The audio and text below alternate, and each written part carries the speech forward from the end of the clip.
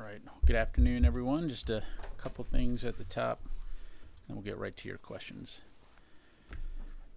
First up, Secretary Austin currently remains hospitalized at Walter Reed National Military Medical Center and is in good condition.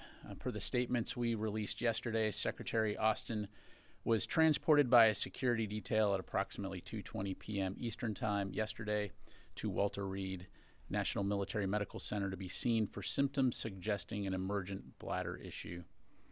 At approximately 4:55 p.m. the same day, the Secretary transferred the functions and duties of the Office of the Secretary of Defense to Deputy Secretary of Defense Kathleen Hicks. Deputy Secretary Hicks continues to retain the functions and duties of the Secretary of Defense at this time. According to Secretary Austin's doctors, after a series of tests and evaluations, he was admitted yesterday evening into the critical care unit at Walter Reed for supportive care and close monitoring. Now, shortly before today's briefing, we released an update from the Secretary's doctors at Walter Reed regarding his status. And to ensure everyone here today and those watching have the same information, I will read that full statement. This is a statement from Dr. John Maddox, Trauma Medical Director, and Dr. Gregory Chestnut, Center for Prostate Disease Research of the Murtha Center, Director at Walter Reed National Military Medical Center in Bethesda, Maryland. Beginning the statement, quote, Secretary of Defense Lloyd J. Austin III underwent non-surgical procedures under general anesthesia to address his bladder issue. We anticipate a successful recovery and will closely monitor him overnight. A prolonged hospital stay is not anticipated. We anticipate the Secretary will be able to resume his normal duties tomorrow. The current bladder issue is not expected to change his anticipated full recovery. His cancer prognosis remains excellent, end quote. Moving forward, we will continue to provide updates as new information becomes available regarding Secretary Austin's status, and we all certainly wish him a speedy recovery. In the meantime, Secretary Austin will no longer travel to Brussels this week as originally scheduled. However, Wednesday's Ukraine Defense Contact Group will continue it, albeit virtually. While Secretary Austin currently intends to participate in the virtual UDCG, he will remain flexible depending on his healthcare status.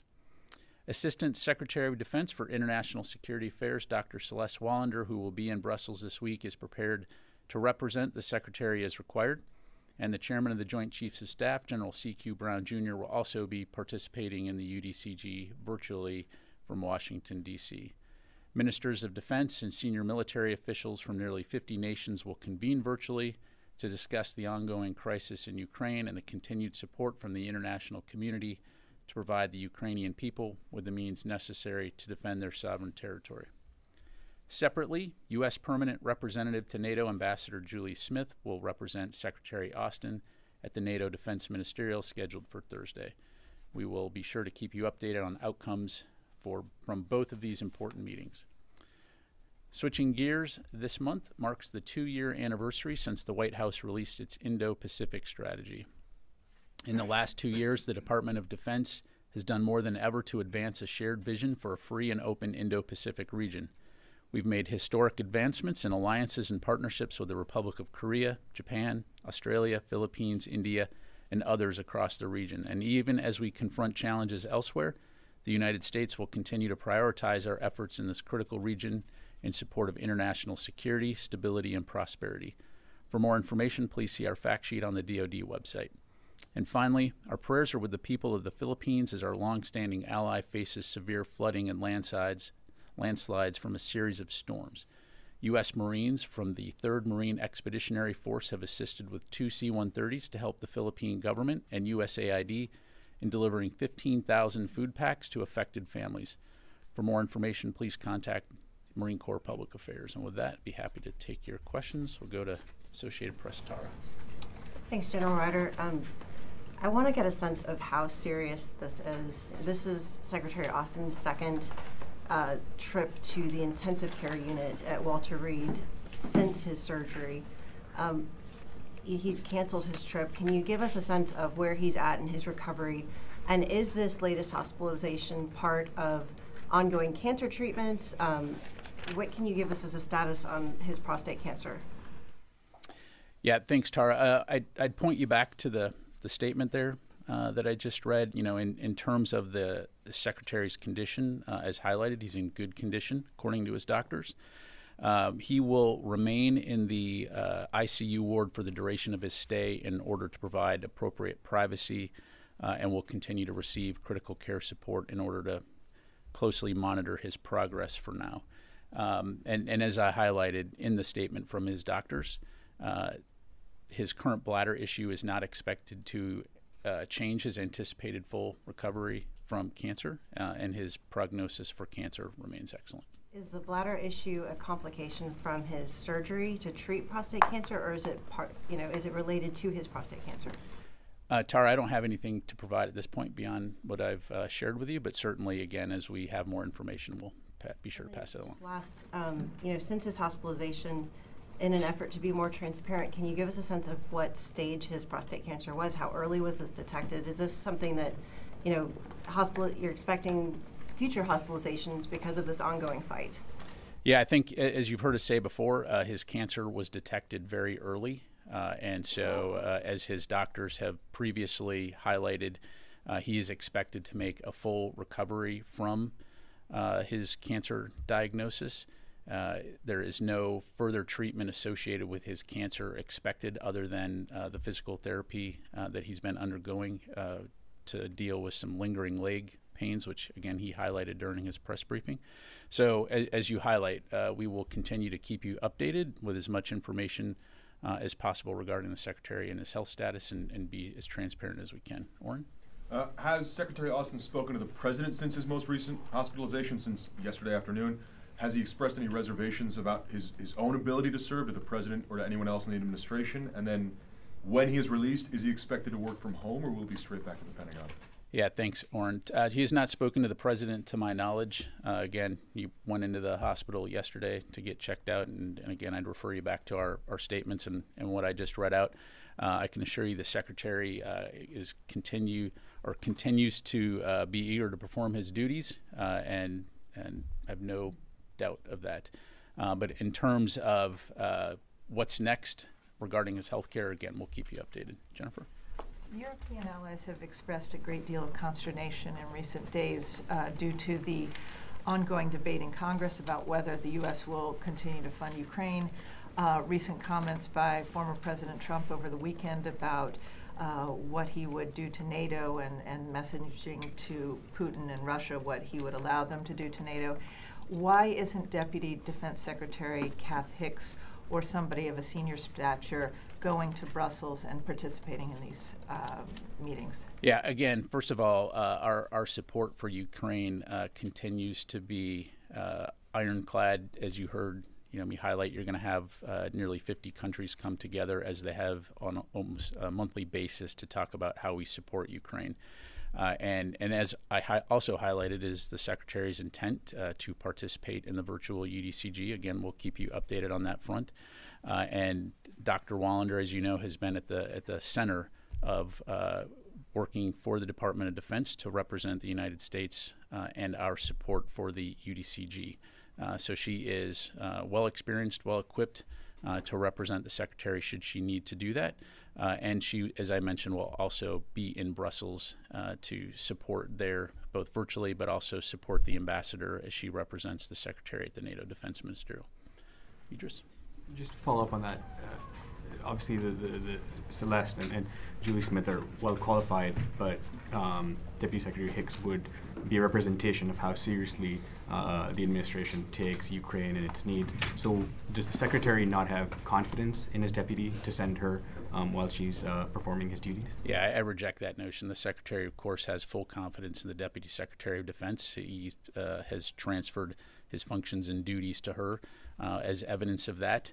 And again, anyone who questions our commitment to Ukraine just needs to look at the facts in terms of the amount of support and the amount of assistance we have provided and continue to provide Ukraine, and will continue to provide going forward. Just to follow up, how long was the Secretary unconscious or under general anesthesia for since yesterday? Is it throughout? Is it a couple of hours here and there? Do you have a sense of that? Idris, at this time, I don't have anything to provide beyond what I've relayed to you, but again, we'll continue to keep you updated as new information comes in. David?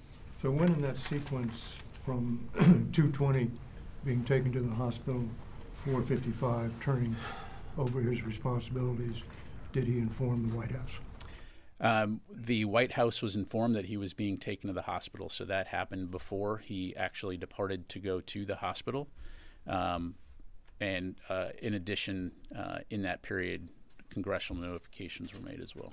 So the statement says we'll be able to resume his normal duties tomorrow, but you just told us that he's canceled a planned trip. How do you square those two? David, again, we'll keep you updated on his status. This was a statement from his doctors explaining that they expect that he'll be able to resume his normal duties. Again, we'll keep you updated on whether that includes from the hospital or if that is from home. But again, all indications based on the doctor's statements is that he's going to recover well. He's in good condition, and we'll keep you updated. Yeah. Secretary, has the Secretary received any radiation treatment, and what caused him, what symptoms did he have before going into the hospital? Was he in a lot of pain? Was he bleeding? And then can you say exactly the procedure that was done when he got there? And again, I'd point you back to the statement from his doctors. As we get more information, we'll certainly share that with you. Again, as I understand it, this was related to a emergent bladder issue. It was not related to his cancer treatment. Again, and as the statement that I just read out to you highlights, his prognosis for that is good, and the bladder issue should not affect his recovery from that. And you can't say whether or not he's gotten radiation therapy? To my knowledge, he has not. Again, I'd point you back to the statement in terms of the treatment that he's received. Not related to his cancer treatment, but this is a complication of the surgery, correct? Again, I'm not a doctor. I'm not going to try to medical speak. I'm just going to point you back to the statement, and as we get more information to provide, we certainly will. I mean, have they told you this is or anybody on his staff that this is a complication? He was admitted. He went to the hospital yesterday for an emergent bladder issue. His doctors have said previously that he is expected to make a full recovery from his cancer diagnosis, which is what I just highlighted in the top of the statement. So again, as we have more information to provide, we'll certainly do that. Courtney? That's my question too. So just to be clear, you're leaving open the possibility this is a totally separate issue from his complication from his prostate cancer surgery in December? What I'm saying is what is in the statement, that the current bladder issue is not expected to change his anticipated full recovery. His cancer prognosis remains excellent. So again, as we get more information from his doctors to provide, we'll be sure to share that. Okay. If Fadi? it's possible to get the question I mean, I think there's an assumption that this emergent bladder issue is related to the complications that he had on New Year's Day. So if that's not the case, and this is something completely separate, it'd be helpful. I'll take the question. Thank you. Fadi? Two questions on Rafah. Yesterday, the Israelis attempted like a rescue mission, it seems. And up until now, information still being updated, but it seems like maybe up to 100 Palestinians were killed in that operation. The U.S. have assets in terms of UAV doing some work to help the Israelis recover some of the captives. Was the U.S. involved in that operation? And do you have any comments about the civilian death toll from that, the aftermath of it? So, Fadi, when it comes to Israeli operations, I'll refer you to them in terms of talking about that. And when it comes to civilian casualties, as you've heard me say many times, we do not want to see civilian casualties or innocent civilians killed, whether they be Palestinian or Israeli. And that will continue to be our view going forward. And but did the U.S. play any role in that operation? Fadi, I'm not aware of any role of the United States. Yeah. And as you probably heard from Israeli Prime Minister Netanyahu, seems like he's planning to invade, ground invasion of Rafah, where more than 1 million people are taking refuge. Amnesty International is warning of an imminent risk of genocide. Does the Pentagon support an Israeli ground invasion of Rafah at this moment? Again, I'm going to refer you to the Israelis to talk about their operations. I think Mr. Kirby has addressed this in his press briefings. We certainly do not want to see any more suffering, human suffering among those in Gaza, which is why, again, we continue to communicate actively with our Israeli partners on the importance of taking civilians into account in planning and conducting their operations. So we go over to Who is communicating that? Who you said we're communicating with them? Who? Can you give us a sense? I know there was a point where General Glenn was there, and we kind of got a little bit of fidelity on that.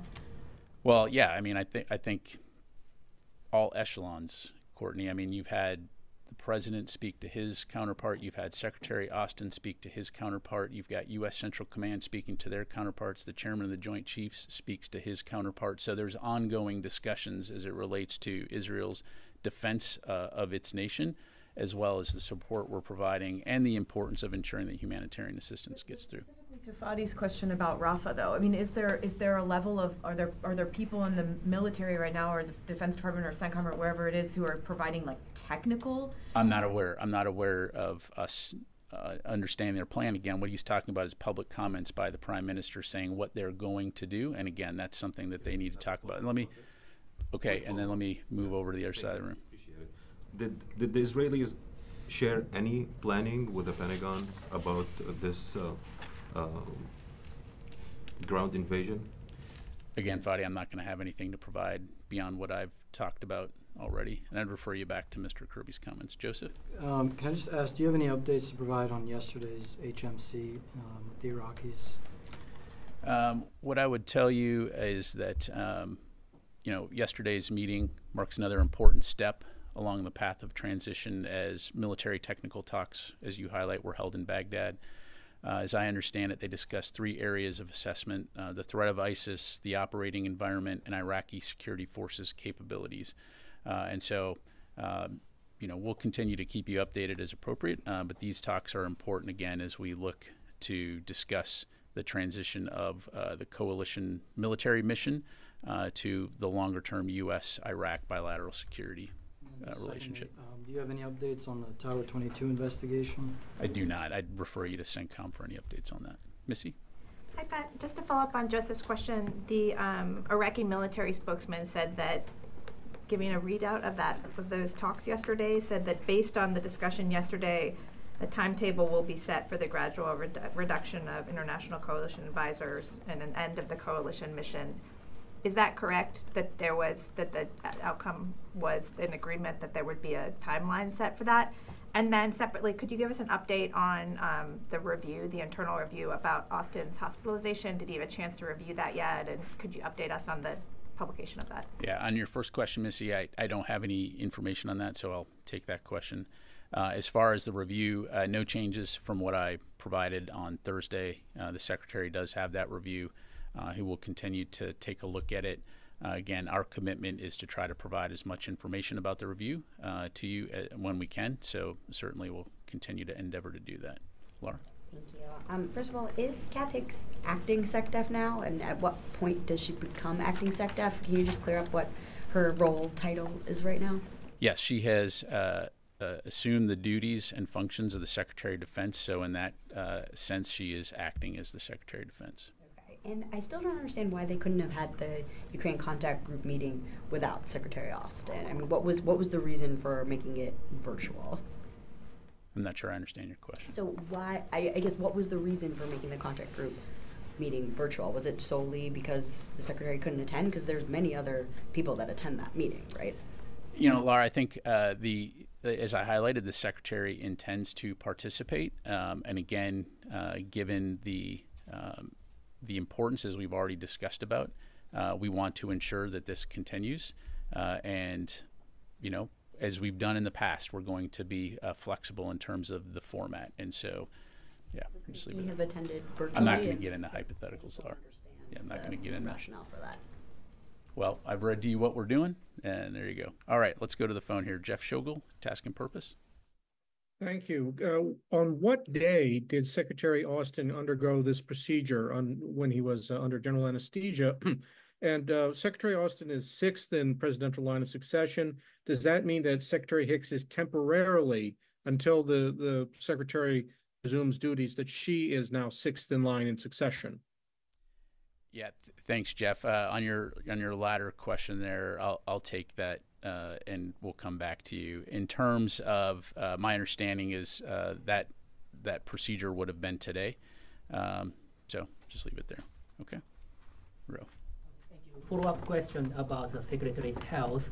So I wonder if it is difficult for the Secretary to travel to the Indo-Pacific for a while because in general, the traveling to the region takes longer than any other region. Are you asking me why he hasn't traveled to?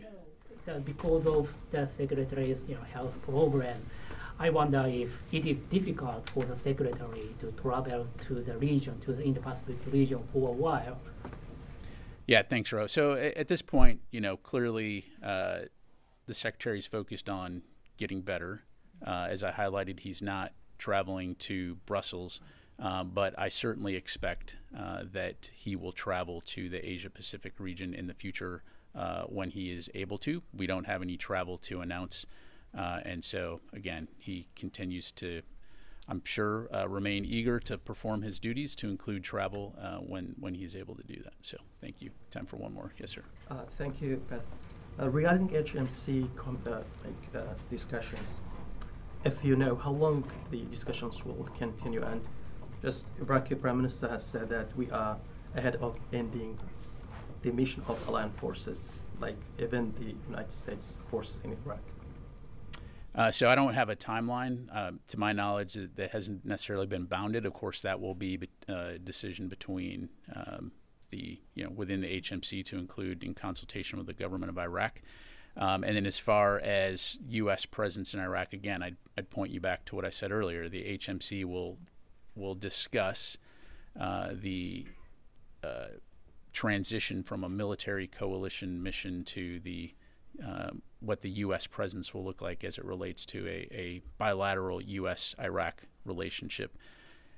Our forces continue to be there at the invitation of the government of Iraq. I'm not aware of any specific official requests at this point in time for U.S. forces to leave.